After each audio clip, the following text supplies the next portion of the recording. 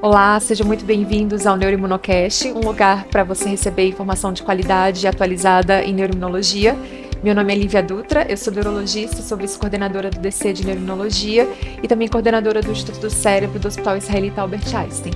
Hoje a gente vai falar sobre o tratamento do MOGAD, quando fazer tocilizumab, imunoglobulina e imunossupressores orais. E para esse episódio, a gente convidou a doutora Renata Paulino, que é médica assistente do Departamento de Pediatria, né? Sim. Do Hospital das Clínicas da Faculdade de Medicina da USP. E ela vai falar um pouquinho com a gente sobre MOGAD, esse grande desafio de tratamento. Bem-vinda! Obrigada, Lívia. Obrigada ao DC e obrigada a vocês que estão ouvindo a gente. Acho que uma iniciativa muito legal. Fico honrada de estar aqui com vocês, compartilhando e aprendendo também.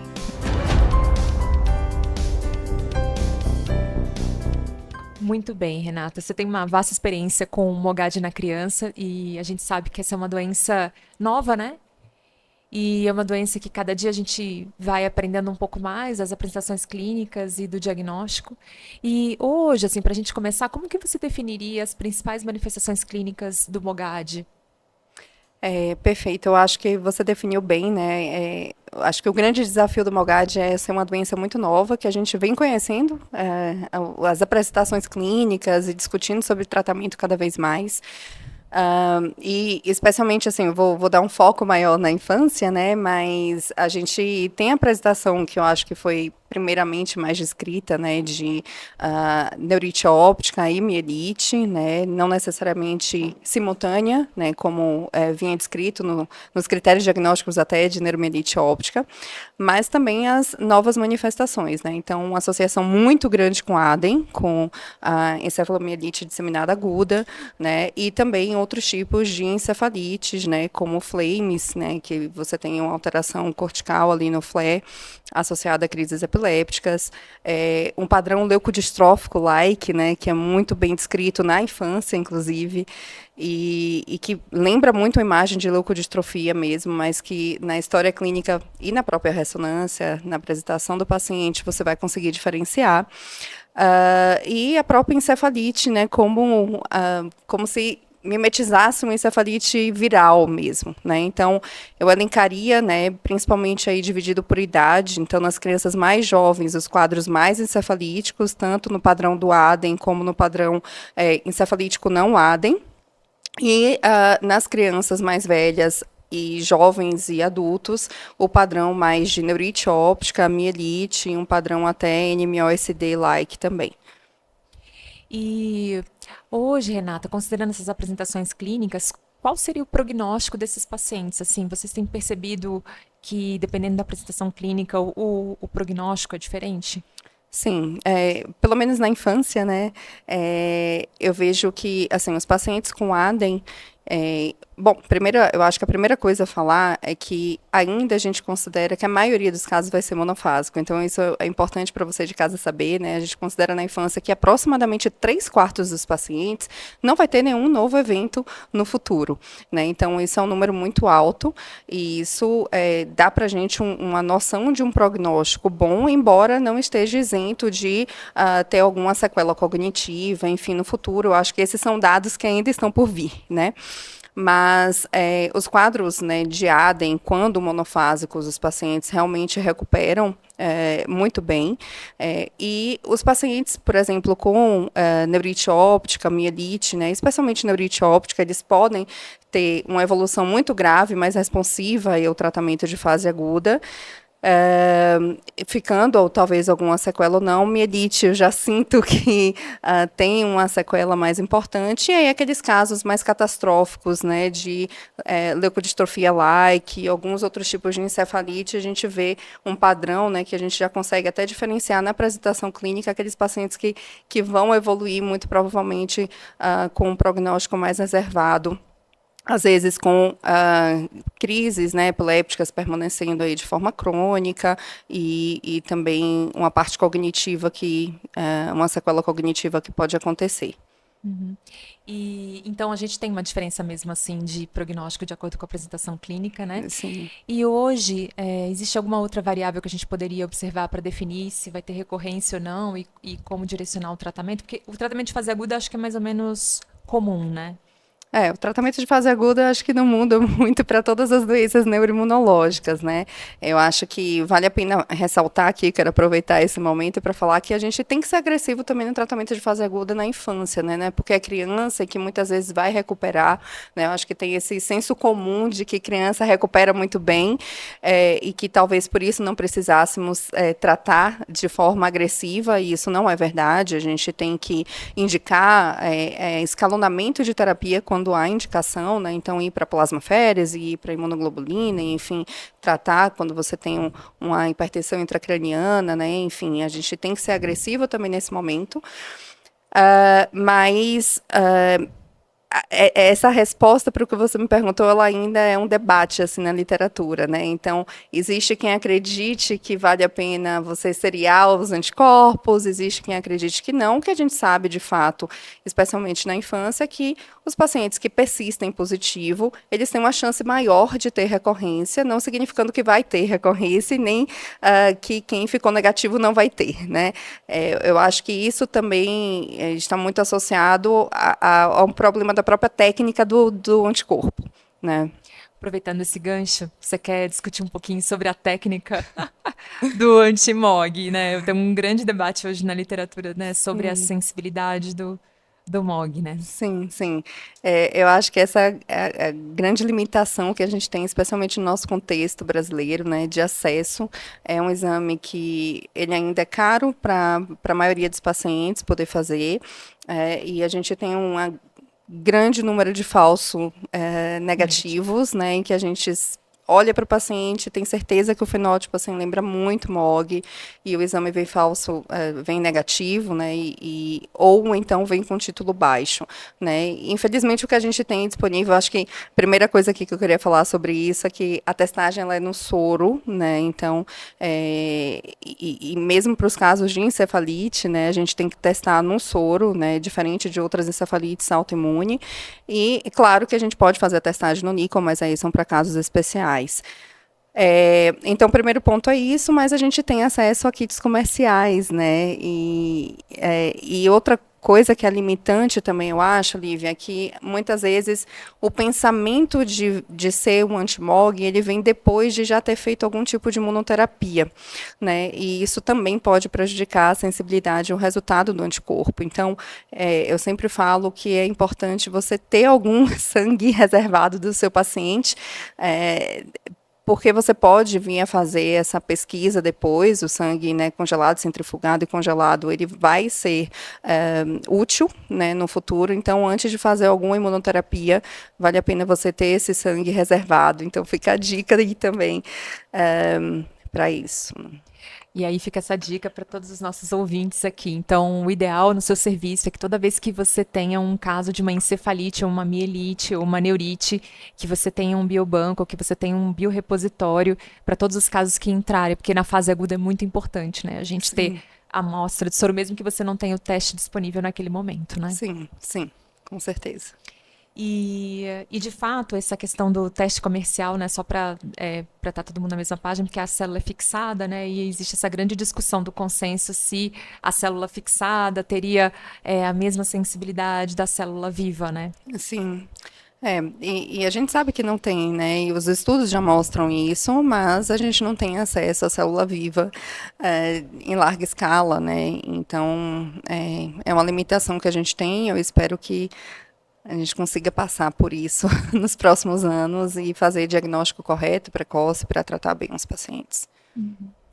Então, a ideia é que talvez o fenótipo clínico possa indicar uma maior ou gravidade e prognóstico, e que talvez essa questão dos anticorpos possa também guiar um pouco essa questão do tratamento. Sim. E falando um pouquinho de fase aguda, como você vê o tratamento da fase aguda? Assim, você estava falando sobre a gravidade do MOG, algumas crianças evoluem com muita gravidade, né? Qual que seria a sua indicação para plasmaférese no contexto do MOG? Tá. Eu acho que como toda doença mediada por anticorpo, né, a gente já tem uma grande evidência científica para fazer plasmaférese, mesmo em crianças, então, de uma forma mais precoce, não ficar esperando uma resposta à imunoterapia, né. Eu sinto que, nos casos de encefalite, principalmente, a gente pode ter alguns casos de MOG, né, com muita pleocitose no líquor, febre, aumento de provas inflamatórias, claro, você vai ter medo, né, de ser um quadro infeccioso e de tratar de forma Mais agressiva. mais agressiva, assim, né, com imunossupressor. Mas isso é possível, se você tem a suspeita, né, conte com um time de infectologia ao seu lado também, né, se você já iniciou antibiótico-terapia, antiviral, e começar mais precocemente a até considerar uma imunoglobulina nessa situação em que você ainda não pôde afastar. Mas a plasmaférese é indicado mesmo para crianças, né? A gente tem um limite aí do peso, normalmente abaixo de 15 quilos é mais difícil fazer e muitas equipes não conseguem, às vezes, vaga de UTI, enfim. Mas em casos graves, né, em que o paciente está entubado, está na UTI, está em terapia intensiva, com muitas crises epilépticas, enfim, você tem indicação de fazer a plasmaférese de forma mais precoce, às vezes até concomitante mesmo à pulsoterapia, e também nos casos de neurite muito grave e mielite muito grave, né, a semelhança do que a gente faz aí para neuromielite NMO. óptica aquaporina 4 positivo. Então, a ideia seria, da mesma forma que a gente trata a NMO e encefalite, selecionar os casos mais graves para as terapias mais Sim, agressivas, né? sim. Ou escalonar nos casos que não foram responsivos, né? E aí, vamos colocar então no cenário de um paciente muito grave. Então, você faria plasma com corticoide, e aí, uma mielite com uma neurite grave, num paciente na UTI, você faria mais alguma coisa? Eu acho que depende muito ali do contexto do que você está vendo que vai se desenhar também, né? Então, e do que você pensa que talvez você mantenha uma terapia a longo prazo ou não. Eu acho que o que tem mais evidência agora é você, inclusive, usar nos casos de encefalite ou nos casos de hipertensão intracraniana associada um anti-L6, né, como o tocilizumab. Você pode utilizar também o rituximab nesse momento, mas não como uma terapia de fase aguda, mas até pensando se você vai deixar como manutenção depois, e também uma possibilidade de fazer a própria imunoglobulina, né? Então, eu sinto que pelo menos nas crianças, assim, a gente tem uma resposta boa à imunoglobulina, mesmo depois de você já ter feito corticoide, plasmaférese, eu acho que vale a pena tentar. Então, eu ficaria aí com a imunoglobulina, o tocilizumab, e considerar um rituximab, a depender do fenótipo do paciente. Eu tenho minhas ressalvas com o rituximab com o Molgad, né? A gente sabe que não responde tão bem quanto a coporina 4, mas a terapia anti-CD20 de um modo geral, mas ainda é possível de se usar. Então, a ideia seria, nos quadros muito graves, a gente faz uma fase aguda, mas a gente já começa alguma coisa, nem que você repita lava corticoide imuno ou lava corticoide tolsi, né? A Sim, ideia seria isso, mais ou menos isso na fase isso, aguda, né? isso. E aí, depois dessa fase aguda, você mantém, caso muito grave, você manteria mensal, você espaçaria 45 dias, faz 3 meses e depois espaça. Essa é a pergunta de US$ 1 milhão, né? Eu acho que não temos a resposta definitiva. Cada caso é um caso. Eu acho que a literatura, o que mostra para a gente hoje, é que você tem que começar a terapia de manutenção quando você tem já um segundo evento, né? Num quadro confirmado aí de MOGAD, ou quando o paciente ficou com alguma sequela. Então, certamente, se o paciente ficou com alguma sequela, e eu sigo muito o guideline europeu, né, de tratamento de MOGAD em crianças, que foi publicado em 2020, que eles consideram ali, se você, né, no caso de neurite óptica, se você ficou com a sequela visual em pelo menos um dos olhos aí com a acuidade visual abaixo de 20/200, ou se você ficou com a escala de Rankin modificada também, ou um EDSS maior do que 3. Então, nessas situações, eu sempre tendo a iniciar a terapia imunossupressora crônica, né, ou quando o paciente já é recorrente, né. Então, eu reservo para essas situações. Então, uma mielite grave que tenha respondido à sua fase aguda e que tenha evoluído bem, você tenderia a não manter a imunossupressão depois, considerando que a criança está bem e Sim. que ele recuperou da fase aguda, considerando como se fosse uma doença monofásica. Sem sequelas, sim. E é claro que, e eu acho que isso vale a pena também, né? Tudo tem que ser muito bem compartilhado com a família, né? Com o paciente, com a família. E precisa entender também, assim, né, um EDSS de 3, né? O EDSS, por exemplo, para quem não conhece, é uma escala, né, de incapacidade que a gente usa muito para esclerose múltipla, e ela pontua pouco algumas questões cognitivas, por exemplo, até esfincterianas, né? A gente sabe, por exemplo, no MOG, uma mielite, como você citou o exemplo, o paciente pode ficar com a sequela esfincteriana, e isso ser muito incapacitante para um adolescente, né? Tem incontinência fecal, tem incontinência urinária, enfim.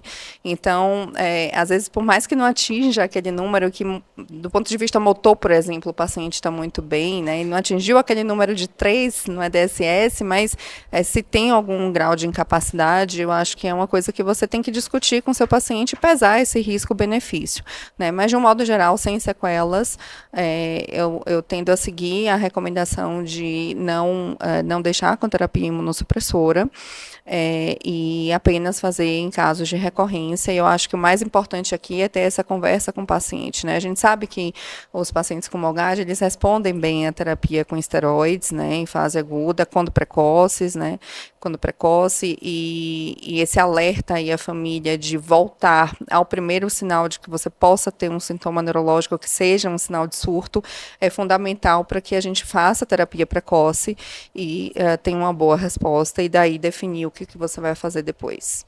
E aí a ideia seria, se ele tem uma sequela em um olho ou uma sequela medular, a ideia de manter a imunossupressão e evitar mais dano, né? Isso, com A ideia certeza. seria, a ideia do guideline é exatamente não acumular incapacidade, né? Por isso que Exatamente. seria manutenção. E aí essa manutenção você faria... Só puxando um ganchinho, porque eu acho que é importante falar que a semelhança também da NMO, né, a coporina 4 positiva, a gente considera que a incapacidade ela é surto dependente, né? Então, se você não tem um surto, você não está acumulando incapacidade no MOGAD. Então, por isso que tem essa ideia de reservar e tentar ver se o seu paciente está dentro daquele número, né, de aproximadamente 60% dos pacientes que vai permanecer monofásico. Então, eu acho que é uma chance que tem que ser dada. E aí, voltando, então, o que dar, né? Eu acho que depende muito do contexto de onde você está. O que a gente tem de maior evidência, né, na pediatria é a imunoglobulina, né, de forma recorrente, mensal, e manter o tratamento por 2 a 5 anos. É uma terapia que eu gosto muito e que eu uso muito, mas que eu sei que tem uma grande dificuldade de acesso, por diversos motivos, não só pelo valor e pelo acesso em si, mas também pela questão de ser mensal, do paciente estar indo todo mês, de precisar pegar veia todo mês, ou então colocar um portocate, enfim. Então, são grandes dificuldades que a gente tem com a imunoglobulina nesse sentido, né? Então, quando não a imunoglobulina, o que a gente tem de evidência científica é, primeiro, nunca usar terapias para esclerose múltipla, eu acho que é isso, né, porque ainda tem uma ideia, né, do MOG, graças a Deus eu acho que isso já foi dissociado, mas não usar terapias para esclerose múltipla, né, acho que isso já está muito bem estabelecido, tanto para adultos como para crianças, então a gente ficaria com os outros imunossupressores orais, né, então principalmente azatioprina e micofenolato, e eu acho que a escolha vai muito do que você tem disponível no seu serviço, o que você tem mais, inclusive, experiência de usar. O micofenolato parece ter um nível de evidência um pouco maior, né, de segurar mais os surtos e a recorrência, tanto em adultos quanto em crianças, e, por fim, o rituximab, que a evidência é um pouco menor, né, a eficácia é menor. Então, E aí, curiosidade, qual que é a sua experiência com relação à imunoglobulina subcutânea para criança? Vocês usam? Porque no adulto a gente usa. não, é uma coisa que a gente tem tentado utilizar mesmo, mas ainda não. Eu acho uma estratégia, só fazendo um comentário assim, para quem dá muita imunoglobulina mensal, os pacientes têm dor de cabeça, tem um portocate, e aí às vezes não tolera a infusão e dá alergia, enfim. Sim. Só quem dá imunoglobulina sabe. Todo mês sabe o drama que é da imunoglobulina. Então, para alguns pacientes, eu acho que funciona bem. Que né? funciona, mas eu fico pensando para criança, porque você tem que ter uma superfície de gordura corporal para poder infundir a Exatamente. imunoglobulina no tecido, né? Então, eu não sei se para criança dá certo. Por isso que e eu perguntei. os imunologistas acabam usando, né, para reposição, mas é uma dose muito menor. Muito menor. Então, essa é uma questão que a gente está matutando. Muito bem, então a ideia seria decidir então os muito graves, você faria essa fase aguda, e aí depois decidiria, de acordo com a evolução, se ele precisaria manter um período maior. Você faria tocilizumab mensal nos pacientes que... Como é isso? Porque também tem subcutâneo, né? E, Sim. enfim, um pouco mais fácil de tratar. Sim. O tocilizumab, eu acho que é uma excelente droga promissora, né? Um anti-L6. No próprio guideline, né, europeu, ele fica ali como acabou ficando ali depois do rituximab, né? Mas eu acho que já teve um número de evidências maior, né? Para talvez ele estar acima do rituximab nesse sentido. Tenho alguns pacientes usando com uma boa resposta, então eu acho que faz sentido, mas particularmente a imunoglobulina vai muito bem nos meus pacientes, não sei se eu tenho uma amostra muito viciada, mas acho que eu não tenho precisado tanto, assim, não tenho tido... A sua ideia é preferência por imuno e a depois minha preferência fazer ainda é por toci. imuno. Sim. Joia. E aí agora vamos voltar para um paciente habitual. Um ADEM, pós-viral, quadro clássico. O menino teve uma crise epilética, rebaixou, não foi para UTI, não entubou e foi bem. Tem um MOG positivo, 50% tem, né? E aí? Você deu o corticóide com imunoglobulina, acordou. Ótimo. Então, você ficou bem. Eu só observo, converso muito com a família. Eu acho que é importante ter a ideia do ADEM, né? Vai ter um novo critério diagnóstico aí do ADEM, vamos esperar o que é que vai sair, mas lembrar que no ADEM a gente tem, por definição, um conceito de que novas lesões, né, e novos eventos clínicos, inclusive, podem surgir aí dentro de 3 meses, mas acho que vale a pena saber disso e ficar atento ao que vai sair de novo aí no critério diagnóstico novo de ADEM. Mas eu observo esse paciente, se ele ficou bem, né? Então, converso com a família, faço um desmame hoje até um pouco mais lento do que eu costumava fazer de corticoide oral, né? Acho que no passado tinha muito essa discussão, deixa um corticoide oral por mais tempo ou não. Na pediatria, né, e na neuropediatria, a gente não gosta de dar corticoide por tempo prolongado. São muitos efeitos colaterais para a criança. Então, a gente evita mesmo, mas no ADEM associado ao MOG, principalmente, eu acho que vale a pena você manter aí pelo menos 3 meses, com a menor dose que você conseguir manter o paciente. E na suspensão, repetir a imagem e sempre naquela ideia de conversar com os pais e explicar que existe uma chance muito alta de ser monofásico, mas o ADEM multifásico, ele é um dos fenótipos mais comuns, né, dos quadros recorrentes de MOGAD na infância. Então, realmente pode acontecer, e acontecendo, daí você vai para a terapia de manutenção. E aí, Renata, como você vê essa questão nesse caso, um paciente com um fenótipo clínico ADEM, com um MOG positivo, você redosa o MOG com 3 meses nessa ressonância para decidir a positividade do MOG interferiria na sua suspensão, na sua adição de medicação para esse paciente? Depende de onde eu tô, tá, Nívia? Eu trabalho muito no SUS, como muitos dos colegas que estão ouvindo, e a maioria dos pacientes não tem condições, né? E a gente não tem o suporte para poder repetir o exame. Então, a gente consegue muitas vezes fazer na fase aguda, mas a gente não consegue ficar repetindo. Então, de um modo geral, eu não tenho feito quando isso não vai, de fato, mudar a conduta, né? Então, de um modo geral, isso não muda a minha conduta, eu me guio pela clínica do paciente, tá? Então, se o paciente está bem, e está bem, como eu falei, não é só o que os pais falam, mas um exame neurológico detalhado, saber da escola, saber da parte cognitiva, né, ter todo esse detalhamento de como que ficaram as possíveis sequelas. E tendo a seguir clinicamente o paciente em um MOG persistentemente positivo, de um modo geral, não muda a minha conduta, mas a gente guarda essa informação e fica mais atento e alerta a esses pacientes. E hoje, então a ideia seria um quadro de evolução clínica favorável, típico, independente da positividade do MOG, manter sem tratamento e seguir.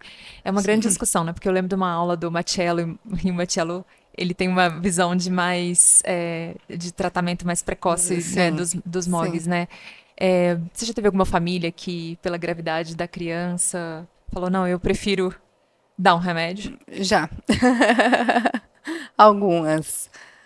Mas a gente tem que estar junto, né? E explicar o que a gente tem de evidência científica, né? Eu acho que quando a gente mostra, assim, quase 3/4, né? Assim, é muito, né? Dos pacientes que vão se manter monofásico. Então, é o que a gente tem de evidência até hoje, né? E eu acho que é muito importante a gente entender que é um conhecimento que nós mesmos não temos, né? Então, a ciência vai nos dar essa resposta, né? Vai nos dar essa resposta. Ótimo. E agora vamos falar um pouquinho sobre as encefalites não ADEM. E aí? Uma criança que chega com um quadro, um rebaixamento do nível de consciência, crises epiléticas, você já fez um líquor inicial, ressonância normal, líquor inicial sem nenhum patógeno, com um pouco de celularidade. Qual que seria a sua abordagem na fase aguda? E vindo um MOG positivo, como você conduziria? Tá. Então, na fase aguda, eu acho que a gente acaba tratando da mesma forma, né? Então, se há uma suspeita de encefalite, sempre a gente entra aí com antiviral, né? Considera o antimicrobiano, trata o paciente também sintomaticamente, né? Então, para as crises, né? Então, dá antiepiléptico, enfim, conduz dessa parte. E uma vez excluído patógenos, né? Então a cultura já veio negativa, você já tem um PCR, você não tem uma história, né, que faça te lembrar de um quadro infeccioso por contato, ou lesões de pele, ou enfim. Sempre considerar a possibilidade de uma encefalite autoimune, entra ali no critério de encefalite autoimune possível, né? E muitas vezes pode ser que venha soro negativo esse paciente, e ainda assim você ter uma alta suspeição, né, de ser encefalite autoimune, e você partir até para um tratamento de segunda linha, né, se você já fez aí imunoglobulina, ou corticoide, ou plasmaférese, né, depende do que você tem e de como que estava o paciente clinicamente. E vindo positivo, né, eu sempre incluo, eu acho que é muito importante esse conhecimento de que o MOG ele pode se apresentar como um quadro de encefalite autoimune mesmo. Então, ele deve estar dentro dos painéis, e se não tiver no painel, que você solicite o MOG no soro. É muito importante, porque é um diagnóstico, né, que a gente sabe que muitos daquelas encefalites, a encefalite é asséptica, provavelmente muitas delas poderiam ser MOG, né, hoje. Então, e aí vale a pena pedir o MOG, vindo o MOG positivo, segue o mesmo fluxo do que a gente vinha conversando antes, né? Então, se o paciente ainda tem sequela, você escalona tratamento, se depois da fase aguda, do tratamento de fase aguda, o paciente ficou com sequela, manter terapia de manutenção, que eu sigo o guideline aí, tentando manter sempre a imunoglobulina, se possível, como a primeira linha, se não micofenolato, considerar o tocilizumab, né? Eu tenho usado pouco azathioprina, mas eu sei que é o que tem disponível na maioria dos lugares, também em termos de imunossupressor oral, então, se é o que você tem, use, né? E o paciente ficando bem, não deixaria nada também. Então, sigo o mesmo fluxo de raciocínio. Eu acho que é bem interessante isso, porque nessa apresentação não ADEM, como às vezes pode ter ainda uma encefalite autoimune, se você não tiver quando é não ADEM, pode ainda ter um NMDA, né? Então, ali é super difícil. Se não tem acesso à testagem, né? Sim. Às vezes vale a pena realmente progredir o tratamento até você ter certeza, porque, né, Sim. às vezes não dá para ter certeza Sim. nessa E apresentação. outra coisa que eu acho interessante falar é que, às vezes, a ressonância ela pode vir normal e depois, né, no MOG tem esse relato de que você pode ter alterações mais tardias na ressonância. E, inclusive, vale a pena, inclusive, fazer ressonância de neuroeixo depois, né? Então, se esse MOG veio positivo, se você ainda não tinha feito, né, porque não estava numa suspeita de uma doença desmielinizante ou de um MOG, e veio um MOG positivo, vale a pena, inclusive, complementar com a coluna, né, para ver se tinha lesões também assintomáticas, que isso pode acontecer no MOG. E daí isso para você ter até um baseline novo do seu paciente, né? O que é que ele já teve ali para você ter de segmento depois. Então, acho que isso é importante. Tem um artigo bem bacana, bem recente, que eles têm esse fluxograma, assim, né, do que fazer nessas síndromes neurológicas, neuroimunológicas atípicas na infância, né? Então, nesses quadros que vêm principalmente os soronegativos, que a gente fica na dúvida, progride, não progride, né? A imunossupressão, e nos casos que vêm positivos e que você ainda, ou por ter vindo um título mais baixo, ou porque o fenótipo você não esperava como um quadro desse, né? Muita gente não... que nunca viu um caso, quando vem, nossa, veio um MOG, mas era só uma encefalite, né? Que pode ser, então vale a pena seguir aí. Acho que fica uma boa dica, está publicado na Neurology desse. Esse artigo é muito legal. E ele tem até um follow-up, né, essas inflamações atípicas, Sim. né? O que é que virou uma inflamação atípica na criança, né? Então, é muito curioso mesmo de entender que às vezes eu acho isso muito importante, assim, existem quadros atípicos e no longo prazo a gente acaba vendo que alguns pacientes vão ser monofásicos mesmo e vão ser MOG, e outros pacientes vão acabar evoluindo com uma doença desmielinizante mesmo. Sim, né? sim. Acho que até nesse artigo ele mostra que a persistência do MOG no líquor nas crianças é um preditor de esclerose múltipla depois, né? Então, acho que é bem, bem importante mesmo. E como é difícil definir, como a gente está nesse processo de construção desse conhecimento do MOG, como é difícil, né? Definir. Antigamente a gente achava que era tão mais fácil tratar MOG, né? Hoje em dia. Esses quadros atípicos são mais comuns do que a realidade. A gente estava até numa discussão num outro congresso, e aí uma discussão que ficou assim: nossa, o que acontece, né? Se você tem um quadro inflamatório muito importante no crânio, ou na medula, assim, você não sabe o que é. Então, no fim, você pode ter uma imunosregulação, você pode ter uma encefalite, você pode ter um NMO, você pode ter um MOGAD. É claro que todo mundo vai começar a decidir corticoide com plasma, corticoide com imuno, né? Mas aí ficou essa dúvida, né? Se a gente der o bloqueio de CD20, a gente perde também a oportunidade de fazer uma segunda droga depois, se a gente estiver diante de um NMO.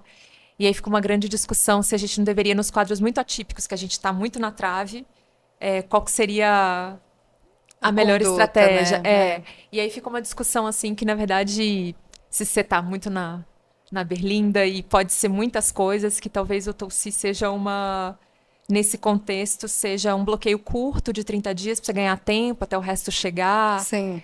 E você tomar uma decisão de uma manutenção mais direcionada para a patologia. Então, se você estiver muito na berlinda, você faz a fase aguda e ganha 30 dias. Ganha de tempo, Então tem essa consideração para quem passa sufoco na UTI. Né? Não sei se você concorda. Não, sim, eu acho que...